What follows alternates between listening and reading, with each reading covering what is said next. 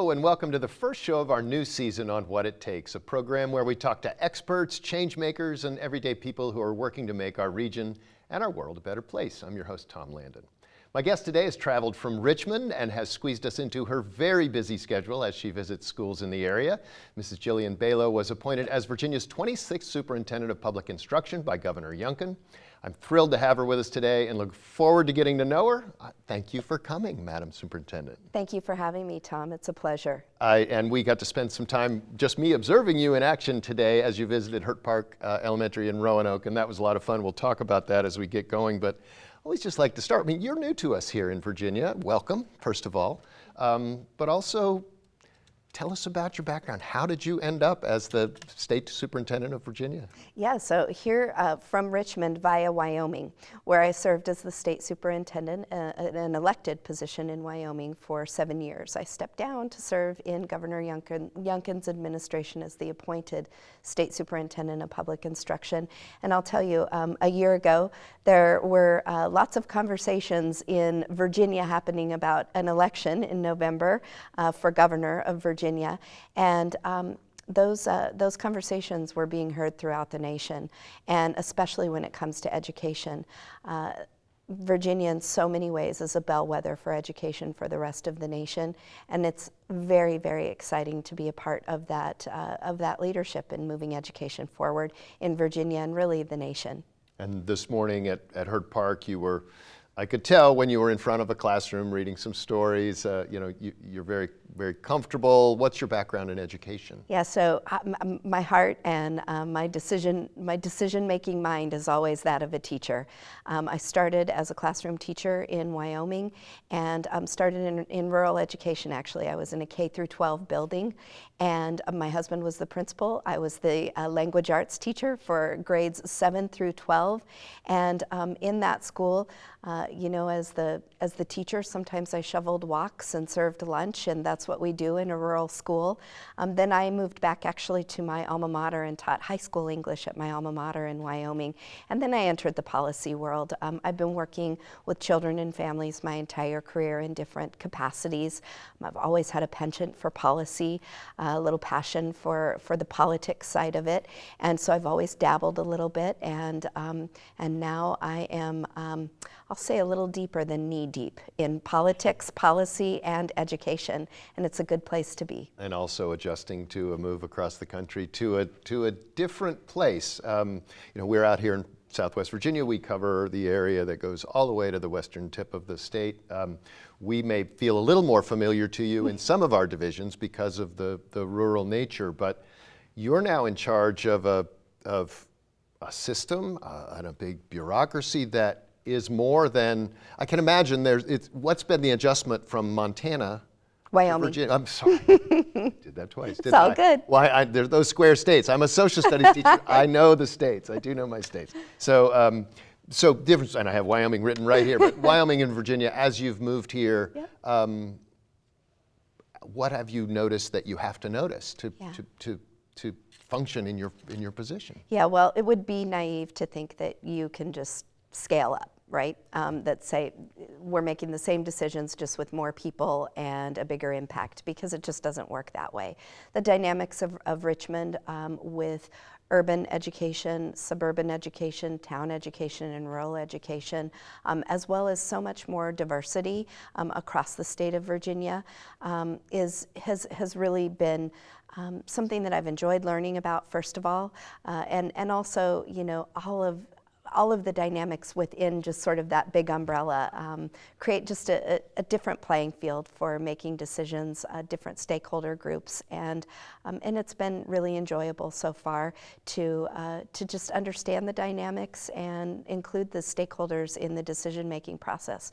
At the heart of it all, though, we all want what's best for kids. We all want to see them be successful, and we all want to be engaged in education. I always say that in education, everyone is a stakeholder, whether you're a taxpayer, a parent, a grandparent, a teacher, or a policymaker, and every voice matters. And so one of my goals, whether we're talking about Wyoming or Montana or Virginia, is we want to bring those voices together from across the Commonwealth and across the state so that they can be heard. And I know, you're coming from an elected position Yep. to an appointed position, but that doesn't necessarily insulate you from kind of the politics of what's going on in the Commonwealth, does it?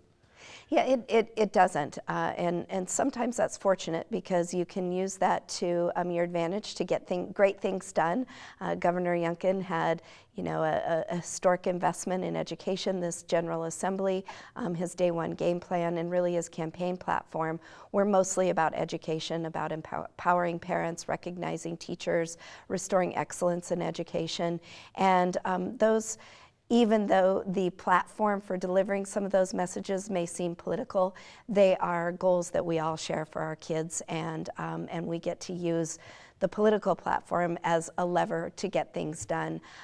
But again, as state superintendent, I have the luxury and the responsibility to always approach things as a teacher, to approach decisions thoughtfully as an education leader and first, and as a politician last. Right, and that's what we would hope for, and so glad to hear that. Your first impressions as coming into the Department of Education, that 14 or 20 plus story building, the Monroe Building in Richmond, where I've spent a fair amount of my time. As you walked in that door for the first time, you've got the view of the State House and all of that, but how have you found that? Because first of all, you're in charge of that department and that building and all of those employees. Change of scale from Wyoming, but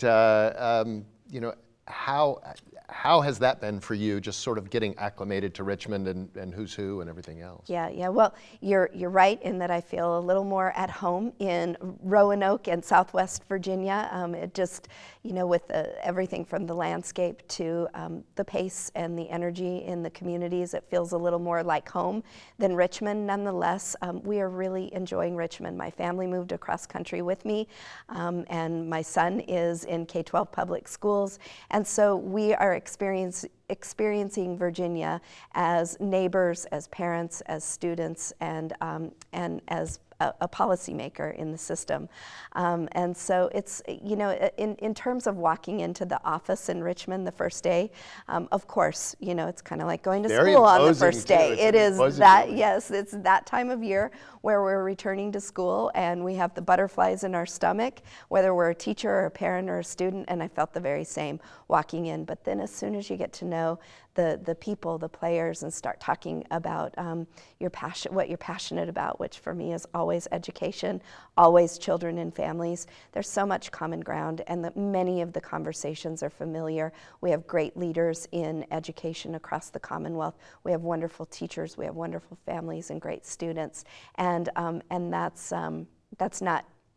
that's not unique in my career, and so it's always seeking those folks out and making sure that they're in a position to advise me, to mentor me, to help make decisions, and to be partners in education. I would be remiss if I didn't mention, the start of your tenure, there was some controversy, right? There was, I heard you talk today about the Office of Parental Engagement, and I'd like to have you get the chance to explain to people what that is, because I think people's impression of it may be fairly limited to, oh, there's this phone number that you can call, instead of there is, you're really trying to engage parents in the education of their children. So can you just talk about that a little bit? Yeah, so, we've seen the temperature at school board meetings in particular over the last couple of years in Virginia and across the nation really heat up, really ramp up.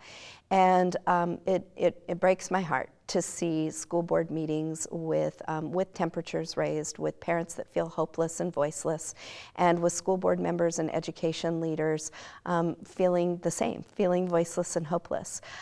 As I reflect on that, I just think that there are so many other entry points for parents and teachers to have a productive relationship and a productive partnership. And it starts with student success. It starts with student progress and student growth. And if we can't have those conversations, if we've kind of reduced our conversations to being purely transactional, here's your child's grade, here's where they're doing well, here's where they're not, without really building a meaningful relationship, then that's always going to be a problem, and we're going to have those heated board meetings. So one of my goals with the Office of Parental Engagement is to identify some different entry points for parents to be engaged in education in a positive way, and for teachers to have the words and the information to have sometimes challenging conversations with parents where they're heard and validated, and parents recognize the responsibility that they have to be a partner in their child's education. So, you know, as I've shared in the past, and actually it's in our report that was released in May called Our Commitment to Virginians, what we see is that many parents think that their students enter a grade performing at or above grade level. Many teachers know something different, that their students come into a grade and they're not ready to do grade level work. There's a pretty big discrepancy in those numbers, and what it tells us is that there needs to be a bridge. How do we have those conversations? How do leaders in schools support teachers in having those conversations? What tools do parents need to have those conversations? And how do we put that all together to make sure that that at the end of the day, the relationship is meaningful in a way that drives students to grow in their academic, social, and school life? So I want to make sure that we talk a little bit about literacy, which is at the root of everything. I know you all have a lot going on at the department in terms of information you're gathering and also making a plan for addressing literacy. Yeah, what an amazing way to come into Virginia. The Virginia Literacy Act was passed within the first couple of months of moving here, and really one of the reasons that I moved here. It's some of the best and most aggressive literacy legislation in any state in the nation. It was carried bipartisan and unanimously through the General Assembly, and it is a historic investment and framework for making sure that every student, grades K through 2, has access to high quality literacy instruction, and that every teacher has the opportunity and responsibility to deliver high quality evidence-based reading instruction to students. There's also a really unique aspect to the Virginia Literacy Act, which is funding and a responsibility for the Virginia Department of Education to set up some activities for parents. Parents play a big role in literacy proficiency by the end of 3rd grade, and we want to make sure that they are part of their students' success. We know the evidence has been saying for decades that if students cannot read at grade level by the end of 3rd grade, there are so many metrics, both socially, academically, and economically, that just stack up against our students who aren't reading proficiently at 3rd grade. So it is the single most important metric that we can focus on. And during my time in Virginia, I want to make sure that every single elementary school has literacy as a priority, is teaching using the science of reading and high quality curricular materials, and that every family understands the importance of supporting that learning at home. And that's the key, is you know, all the research shows, as you know, the biggest indicator for literacy is, do parents read to their children? Yep. And so I'm glad we got to talk about that. Yeah, me too. It was striking to me as we were in the school today at Hurt Park Elementary, which is undergoing a pretty remarkable transformation, Oh, wow. and due to that sort of outreach efforts that they're making to parents. You talked about the importance, I believe I got it right, of leadership, culture, and instruction. Yep.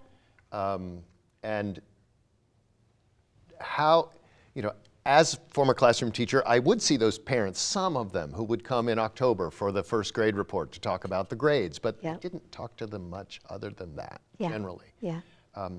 What's the role of school administrators, especially principals, who are so important in setting the tone for culture and instruction in a classroom? Yeah, well, Tom, you get it. The principals are so very important. They lead by example. They lead by building strong relationships, strong supportive relationships with teachers and with families in the community. And the school really becomes a hub for the energy that extends to the community. And that's exactly how it should be. That's how it's been traditionally, and the principal really controls that.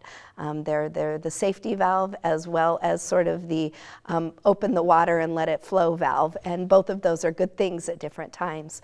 So, Yeah, leadership absolutely matters. And when we have a leader in a school who is both an instructional leader and a cultural leader, in other words, they're building a culture that is cohesive, that is centered around student success, then we see great things typically happen with all of the other metrics that we're watching and trying to move, from chronic absenteeism to our SOL test scores to our student and staff mental health and well-being metrics, and our climate, our school and community climate. So we just want to make sure that we are we're providing a framework at the state level to have great leaders in every school and in every school division. And you know, we have this elephant in the room in education right now, where those great leaders who we can recruit to be principals and assistant principals and go into education leadership programs, they often arrive in a school where their biggest concern is they don't have qualified adults to be in the rooms with the students who care about those students. The teacher shortage is a real thing, and until we fix that, all those other problems are going to remain with us, right? So I don't know what a person in your position can do about that. We heard today about pay raises and that kind of sort of thing, but thoughts on the teacher shortage? How do we get through this, especially as wages and salaries are rising and budgets are tight and everything else? Yeah, well, the first thing, as state superintendent, I want to make sure that I am operating from a place of factual data and information about the teacher shortage where we live in Virginia. And so there's a national narrative, sometimes an international narrative about the teacher shortage, being at crisis levels and being across the board. That doesn't give us a lot to go on in Virginia unless we can validate and or refute that in Virginia. So the first thing is we want to have really good data. We do collect data around teacher shortage and around other positions where there are shortage areas, such as food service workers, bus drivers, paraprofessionals, custodians, et cetera. And we want to have all of that information in a factual way. And what the information tells us is that in some respects, Virginia's teacher shortage and employee shortage matches that of other areas and other business and industry, other sectors, and it also matches some of the national narrative. But it doesn't match the narrative in the sense that, for example, rural Virginia, you all in rural Virginia do a nice job of growing your own. You do a nice job of recruiting and retaining for traditionally hard to fill positions. And so not to say that there isn't a problem, but it doesn't quite match the national narrative. So what we want to do first and foremost is make sure that we are operating from a place of fact. The second thing that we can do in Virginia at the state level is to provide a framework of policy, of grant incentives, of funding opportunities that really encourage teachers to enter the profession either as career switchers or as youth who are looking at teaching as a potential career. We look at ways to incentivize teachers that are in hard to fill positions like special education and math. And we look at things like recruitment and retention bonuses for some of those hard to fill positions. And then finally, we offer some pathways for people who are already in schools and doing a great job, like paraprofessionals. We offer them a pathway to licensure through provisional licensure and then support as they get their full licensure to teach in the classroom. There are so many ways to be a great teacher, and nowadays it's not just the traditional go to college, get a 4-year degree, do your student teaching, and enter the classroom. We love having career switchers, say, who are great teachers who have retired or teachers who have served in the military, because they bring this wealth of experience and wisdom into the classroom and really lend to that all-important culture of a school. So lots of efforts afoot, and at the state level, we set up a framework of opportunities and funding, but the real work happens at the community level. And again, it's on the principal to be a great recruiter and set a culture that makes teachers want to stay there and teach. It's interesting that, as you say that, 2 young women who got out of college, not in education, both went to work as teachers' aides, and they were identified by their principals as being, you would make a great teacher. And now both of them are teaching in the classroom, and I think they'll probably stay longer because they already know what a school is like. I have a background, I was the director of instruction at Virtual Virginia. I have a real passion for instructional technology.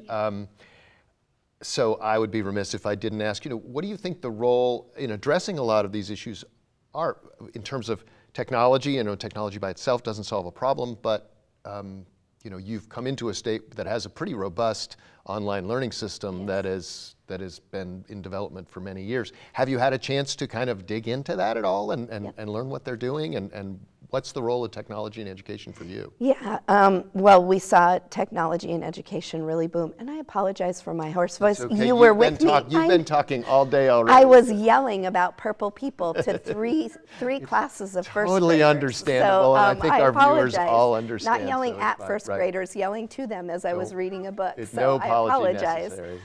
But yeah, virtual education, of course. Again, I'm not a rookie to being a state education leader, and we've been trying to figure out virtual education for years, right? And we built these digital learning plans, these virtual learning plans. Many states were, further along than other states were, and Virginia was one of those with the, by standing up Virtual Virginia and offering that first as a way for students to have access, especially in rural areas, to advanced courses or credit recovery, but then it became much more robust around March 2020, when all of us went from thinking about and doing a few things with virtual education to all of a sudden saying, how do we make this work for every student across the Commonwealth and across the nation? And the truth is that it doesn't work for every student across the nation. However, I think that in some contexts and at some times, it works for every single student. If you talk to a college student today, and especially today after COVID-19 and after 2020, almost all of them have, because of scheduling challenges or location challenges, they have taken an online class for one subject or another. That's very, very different than being a virtual learner, a full-time virtual learner. So I guess what I'm saying with that statement is that virtual learning is this really diverse and big umbrella. And we have to figure out a way that it augments our traditional public education system and doesn't replace it or is never seen as a replacement. There was no such thing as virtual learning when I was growing up. And correspondence courses was the best you could do. Yeah, and even during my first years of teaching, it was here's a video with a lesson on it, and then answer questions about it and send your questions in via mail. And that was as tech savvy as we got. Well, now we have this opportunity to really augment our in-person instruction by facilitating learning that may or may not happen virtually. Sure. And that can look lots of different ways, but I envision, maybe having a classroom where we have the very best physics experts who are teaching a course virtually, teaching the subject matter virtually, and we have teachers who are building relationships and facilitating the learning in a group of students. And even though that's happening sort of in one-off situations, and that feels kind of innovative, I hope that during my career, that becomes more the norm than the exception, because I think we have so many opportunities to utilize Virtual Virginia, not to replace, but to really augment in-person instruction. And for some, it will always be the best opportunity, and we need to keep that available. And I would be remiss if I didn't tell you that when you bring up physics, we recently produced a series of physics demonstrations with an amazing physics teacher at Virginia Tech, which is now available to all students in the state with places where kids might not have access to a really great demonstration facility to demonstrate all the principles. So that's happening, and we're a part of it. I'm glad for that. So, and I know Virginia Tech is really leading the charge on sort of this emporium style of learning, where it's a hybrid of facilitating in-person learning with virtual instruction or with a virtual expert or individual, and really we need to learn from those examples, and we need to map them or replicate them in K-12. I've waited this long to ask this question. I probably should have asked it first. We have 3 minutes or so left, but the learning loss we've talked a little bit about COVID, that gave you the entry to this. The learning loss that's happened, it's showing up in the testing. It's not surprising. That's a big challenge for you, right? We've got to get back to where we were before we can move forward. What are your thoughts on what are you seeing that schools are doing that's really great, that is to help overcome that time of kids being isolated and just, they weren't in class, to have their teacher put their hand on their back and make sure they're understanding things. So learning loss and from your perspective. And in about 2.5 minutes. Sorry. Gosh, so here it is in a nutshell. The learning loss is real. Our data tells us that. Every single data point tells us that the learning loss is real, and that it was experienced in many cases exponentially by our students who are already behind or who are historically disadvantaged. And it doesn't mean that we use that data as a new baseline or we use today as a new baseline. It means we have ground to make up with every single learner across the Commonwealth. Again, just underscoring the learning loss is real. One thing that we're doing at the Department of Education and as a governor's initiative is called Bridging the Gap, where this year is a pilot program, and we have a number of school divisions who will be sharing reports with families later this year in 2022 that actually map out algorithmically what the learning loss for each child was and what the trajectory needs to be to get them back on track. And then we are also asking those pilot schools to include, and here's what we're going to do about it. And it's not just a here's what we're doing in school, it's also here's the responsibility of the parent to be able to make sure that we make up for the learning loss and the lost time in school. And it's a heavy lift for parents, for students, and for teachers, but it is the most important thing that we can be doing right now. And again, just underscoring, it is real. Right. And we cannot be complacent and say, well, this is where we are after the pandemic, so let's move on from here. We've got to make up ground. Right, because it's going to follow these kids all the way through, and that's true for higher ed too. And Yep. boy, I could talk to you for another hour. Yes. There's a lot of stuff I didn't get to on my list, but we'll have another conversation at another time. I hope this was useful for you. Yes. But sadly, that is all the time we have. And, Yeah. I just want to thank you so much again for making the trip to Roanoke. Just a reminder that this and all episodes of What It Takes can be seen anytime on demand on our sister channel Echo at the address you see on your screen. While you're there, I hope you'll take the time to subscribe. Thank you again. For What It Takes, I'm Tom Landon.